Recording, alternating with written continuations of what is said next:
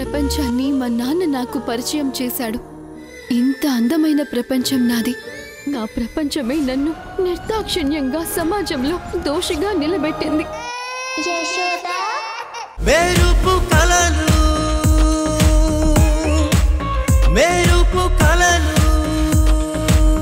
మీరు బాగుండాలని, మీకేం కాకూడదని తన రక్తాన్ని ధారపోసి మరి మిమ్మల్ని కాపాడుకుంది. అది గుర్తించకుండా ఎప్పుడో జరిగిపోయిన విషయాల్ని ముందు పెడుతూ తను అవమానిస్తున్నారా? ఏంటి, రక్తం ధారపోసి మమ్మల్ని కాపాడిందా? మీ అందరి ముందు ఇలా మంచిదే అనిపించుకోవాలని ఇదంతా డ్రామా చేస్తుంది.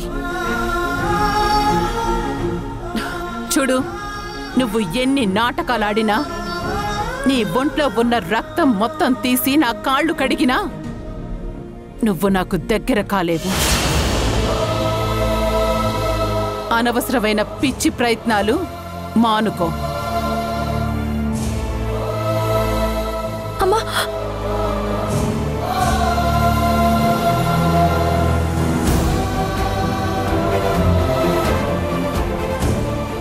ఏంటమ్మా ఇది? వాళ్ళ కోసం నీ మేనకోడలు ఇంత చేస్తే కనీసం దాన్ని పట్టించుకోకుండా నోటుకొచ్చినట్టు మాట్లాడి అవమానిస్తారేంటి? ఆవిడ నీ మొహం చూడ్డానికి కూడా ఇష్టపడడం లేదు. నువ్వేమో ఉపవాసాలుంటూ పూజలు చేస్తూ చేతులు కోసేసుకుంటున్నావు. అసలు ఇదంతా అవసరమా? చేసిన మంచిని గుర్తించకపోయినా ఏమనిపించదు, కానీ ఇలా అవమానిస్తే ఎలా? అవమానించినా గుర్తించకపోయినా నేనిదంతా చేస్తుంది నా కండతల కోసమే కదా. ఈరోజు 4 రక్తం బొట్ల వల్ల పెద్ద ప్రమాదం నుంచి బయటపడ్డారు. నాకది చాలు.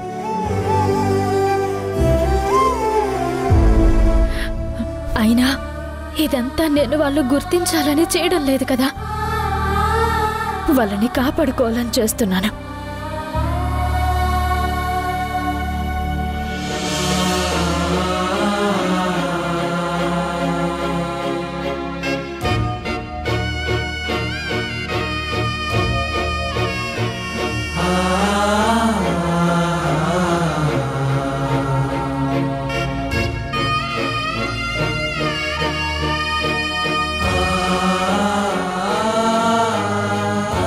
అదిరా సమ్యు గొప్పతనం.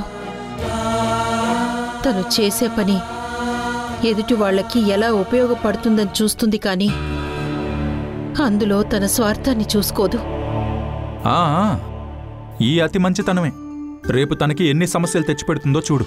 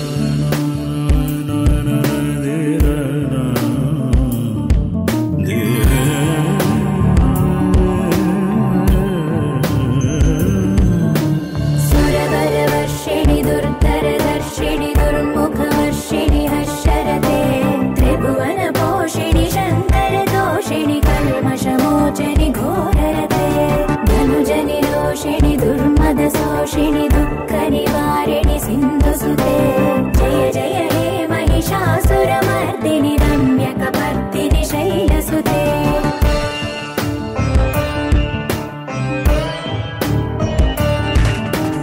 हे जगदम्ब कदम्ब बलप्रिय वासविलासनिवासरते शिखरि शिरोमणि तुङ्ग हिमालय शृङ्गनिजालय मध्यगते मधु मधुरे मधुकैतव भञ्जनि कैटभ भञ्जनि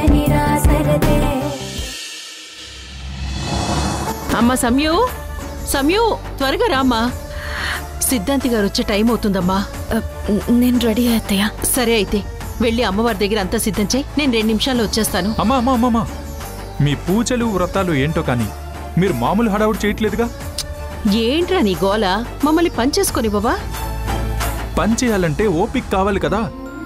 ఏంట్రా ఏమైంది ఇప్పుడు? ఏమవడం ఏంటమ్మా, నిన్నటి నుంచి నీ మేనకోడలు మంచినీళ్లు తప్ప కనీసం పాలు కూడా తాగట్లేదు. ఎలా నీరసంగా తయారైందో చూడు. ఈరోజు కూడా అంతేనా, లేదా తినడానికి ఏమైనా అవకాశం ఉందా? లేదురా వాసు, రేపు సాయంత్రం పూజ ముగిసే వరకు మంచినీళ్లనే భోజనం అనుకోవాలి తప్ప ఇంకేమీ తినటానికి లేదు. రేపు సాయంత్రం దాకానా? అలా అయితే నేను తన కోసం హాస్పిటల్లో బెడ్ రెడీ చేయిస్తాను. అవసరం లేదు, నేను ఉండగలను. నా వల్ల ఒక మంచి జరుగుతుందంటే నాకు ఆనందంతో కడుపు నిండిపోతుంది. ఏంటమ్మా ఇది? ఈ వ్రతం అలాంటిదిరా. అంత కఠినంగా నిష్ఠగా ఉండాలి. తప్పదు. అంతా అమ్మవారి అనుగ్రహం. ఏం కాదులేరా. నాకేం కాదు, నాకు విల్ పవర్ ఎక్కువ. దానికి తోడు అమ్మవారు ఉండనే ఉన్నారు.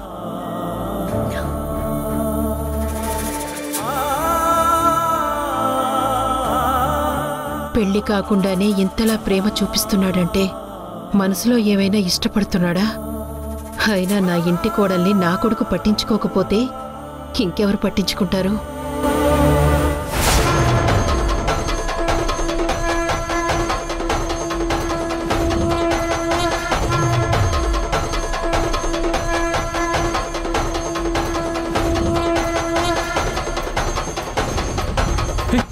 ఏమి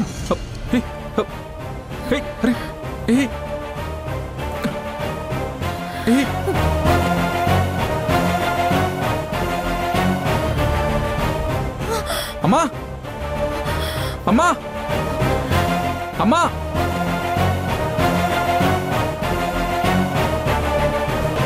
సమయ, అమ్మా సమయ, సంగీత మంచిని తీసుకురా. సరే అత్తయ్య. త్వరగా. అలాగే అత్తయ్య. సమయ, సమయ, ఏమైందమ్మా? సమయ, అమ్మా సమయ, ఏమైందమ్మా? ఏం లేదు అత్తయ్య, కాస్త నీరసంగా అనిపించింది, కళ్ళు తిరిగే అంతే. అక్క వాటర్ తాగక్క.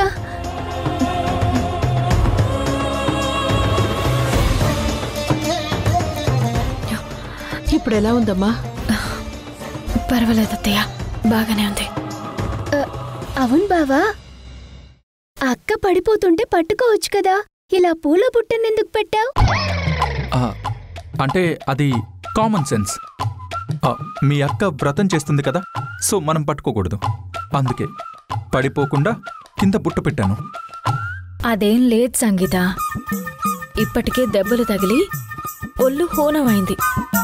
మళ్ళీ అడ్వెంచర్స్ చేస్తే ఏమవుతుందోనని అలా చేశాడు. అసలు కృతజ్ఞత అనేది ఉండదు ఈ మనుషులకి.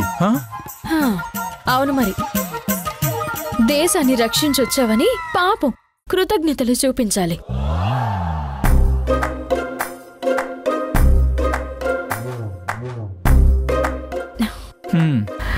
ఇదిగో అక్క. అయ్యో, బంగారం లాంటి పూలు పాడు చేసావు, ఇప్పుడు మళ్ళీ తెచ్చుకోవాలి.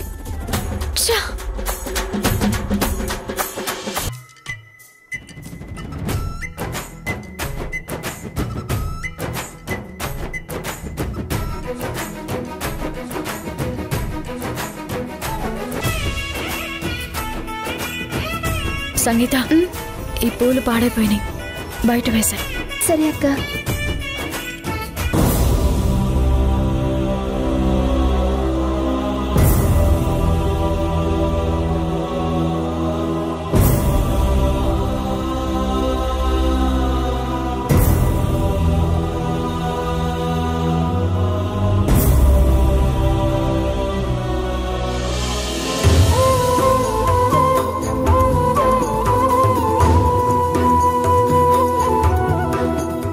ఉపవాసం నిన్న జరిగిన సంఘటనల వలన మరీ డల్గా ఉన్నట్టుంది.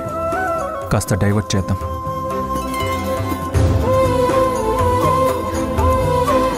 ఏంటలా డల్గా ఉన్నావు? ఓకేనా? లేదా మధ్యలో ఏమన్నా డ్రాప్ అవ్వాలనుకుంటున్నావా? మధ్యలో వదిలేసేంత పిరికిదాన్ని కాదు నేను. సర్లే, నేనేదో సరదాగా అంటే ఎందుకంత సీరియస్గా తీసుకుంటున్నావు? నేను సీరియస్గా చేస్తున్న పని మీద ఎవరైనా ఇలా జోకులు వేస్తే నేను ఇలాగే రియాక్ట్ అవుతాను. నేనేదో మూడ్ మార్చాలని వస్తే ఇంకాస్త అప్సెట్ అయి వెళ్తుంది. హలో హలో హలో, లేవండి. దెబ్బలు ఏమైనా తగిలాయా? ఏమ్మా కళ్ళు కనిపించట్లేదా? ఓ మనిషిని గుద్దేసి పట్టించుకోకుండా నీ పనిలో నువ్వున్నా? సారీ, కాల్లో బిజీగా ఉన్నాను, చూసుకోలేదు. అయినా తనొచ్చి లేపింది కదా, ఇంకేంటి? ఆయన భర్త చనిపోయిన దానివి అటు ఇటు తిరగకపోతే ఒక దగ్గర కూర్చోవచ్చు కదా. ఆంటీ,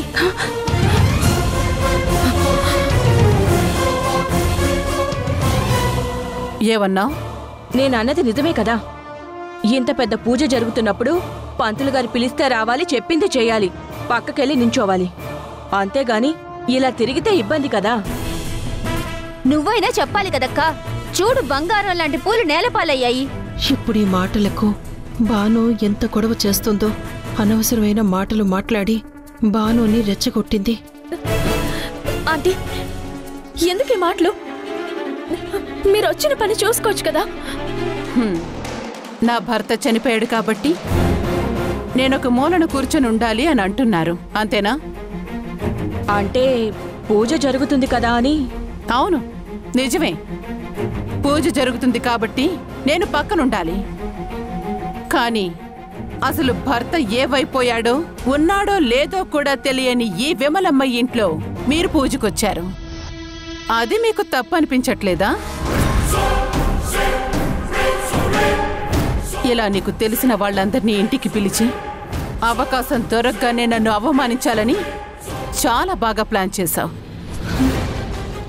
కానీ నేను ఇలాంటి మాటలకి కృంగిపోయి మూలన కూర్చునే మనిషిని కాదు.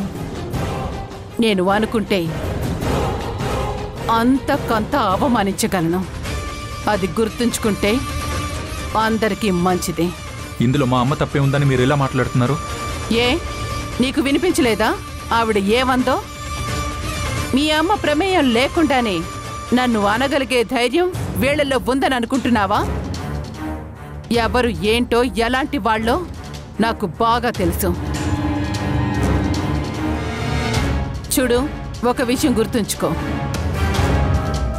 భర్త చనిపోయిన ఆడది బయట తిరగకూడదు, బొట్టు పెట్టుకోకూడదు అని అనుకోవడానికి మీరింకా ఏ కాలంలో ఉన్నారో నాకు అర్థం కావడం లేదు. భర్త చనిపోవటం వల్ల ఆడది అంటరాంది కాదు, కేవలం తన జీవిత భాగస్వామిని కోల్పోయింది తప్ప తన జీవితాన్ని కాదు. ఈ లోకంలో ఎంతో మంది అలాంటి పరిస్థితుల నుంచి ఉన్నతంగా ఎదిగారు. ఇంకోసారి ఇలాంటి పనికి మాలిన మాటలు ఎక్కడ మాట్లాడకండి.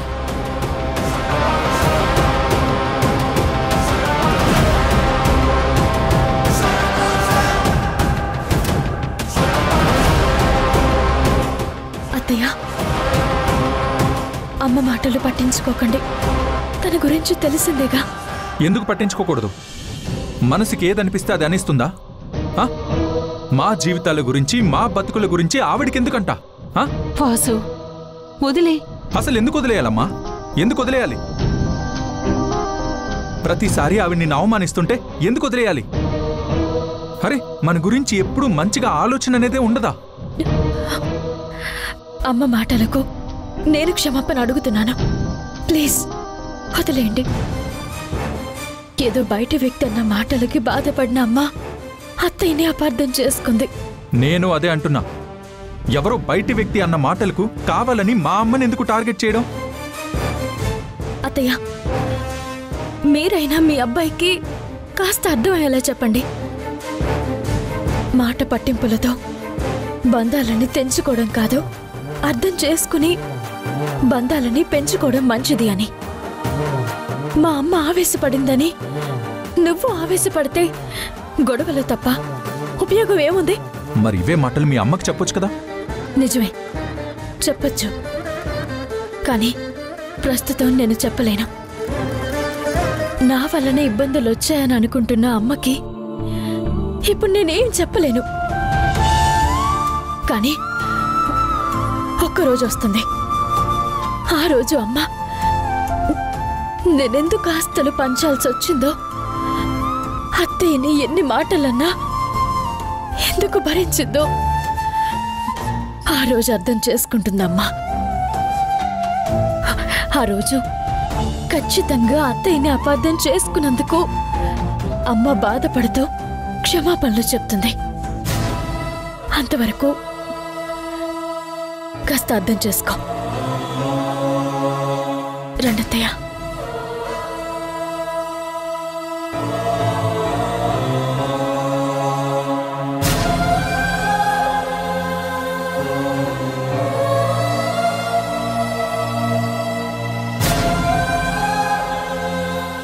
నీలా అర్థం చేసుకునే తత్వం మీ అమ్మలో 10% ఉన్నా మీరు మరింత ఉన్నతంగా ఉండేవాళ్ళు.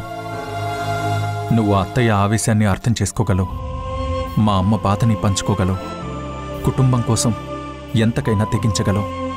రోజురోజుకి నిన్ను చూస్తుంటే నిన్ను ఏడిపించాలన్న ఆలోచనలో నుంచి నిన్ను అభిమానించాలన్న ఆలోచనలు పుడుతున్నాయి.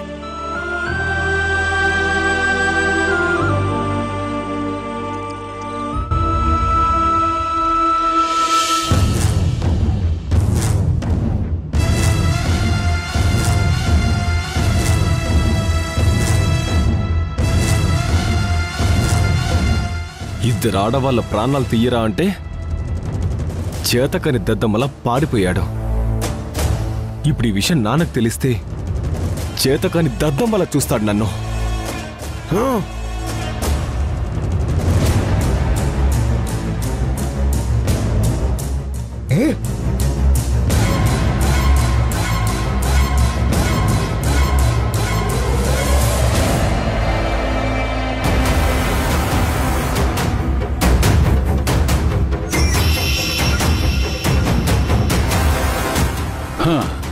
అత్తారింటి మీద కోపం వచ్చి ఉన్న ఇంటిని తగలబెట్టుకున్నాడంట నీలాంటోడు. 2 ప్రాణాలు తీయడం చేత కాలేదు గాని ఉన్న వస్తువుల్ని పగలగొడుతున్నాం.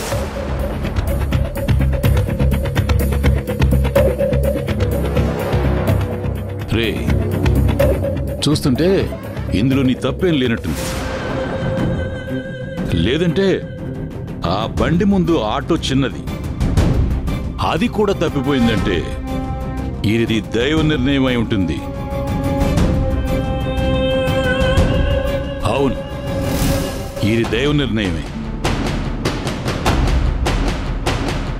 ప్రాణం తీస్తే క్షణాల్లో చచ్చిపోయి స్వర్గానికో నరకానికో చేరుకుంటారు.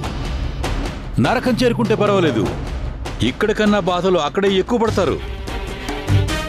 అలా పడిన బాధలు చూడటానికి మనం అక్కడుంటాం. అలా కాకుండా స్వర్గం చేరేరే అనుకో, చంపిన మనం ఎదవలం అవుతాం. అందుకని వాళ్ళని ఈ భూమి మీదే ఉంచాలి, ఇక్కడే నరకం చూపించాలని దేవుడు మనకి ఆప్షన్ ఇచ్చాడు. అంటే ఇప్పుడేం చేద్దాం డాడీ? ఏం చేద్దామంటే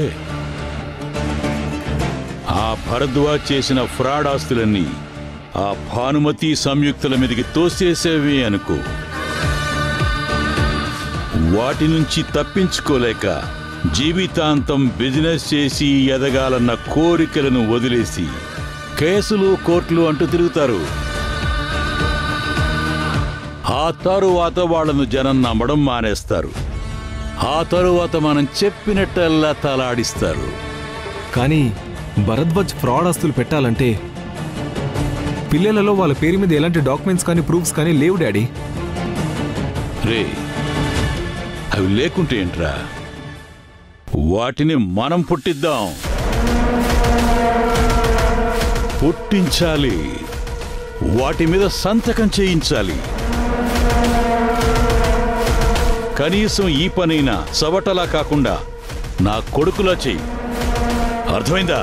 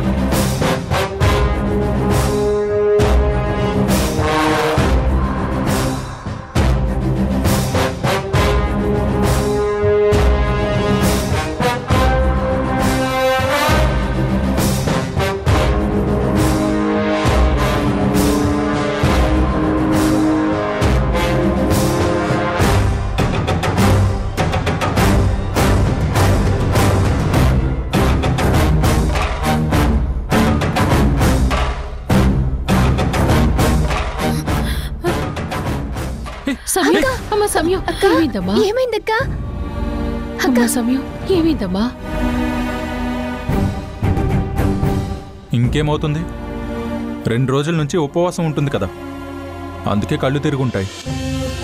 ఏం పర్వాలేదు అత్తయ్య, కొంచెం కళ్ళు తిరిగాయంతే. సరే ఉండు, నేను వెళ్ళి గోరువెచ్చని నీళ్లలో తేనె నిమ్మరసం కలిపి తీసుకొస్తాను. వద్దు, సిద్ధాంతి గారు ఏం తీసుకొద్దన్నారు. ఏం కాదు, తెస్తానుండు. వద్దని చెప్పానుగా, నాకేం వద్దు. సరే, కాస్త సాల్ట్ వాటర్ అయినా తాగు. వాసు, నీ వెళ్ళి తెస్తానుండు. అమ్మా, అక్కర్లేదు. నువ్వు ఈ రోజు ఎటు కదలకుండా నీ మేనకోడలి పక్కనే ఉండు. రక్షా కంకణం లేకపోవడం వలన ఆ దుష్టశక్తి మన పూజా ప్రయత్నాలను ఆపాలని చూస్తుంది.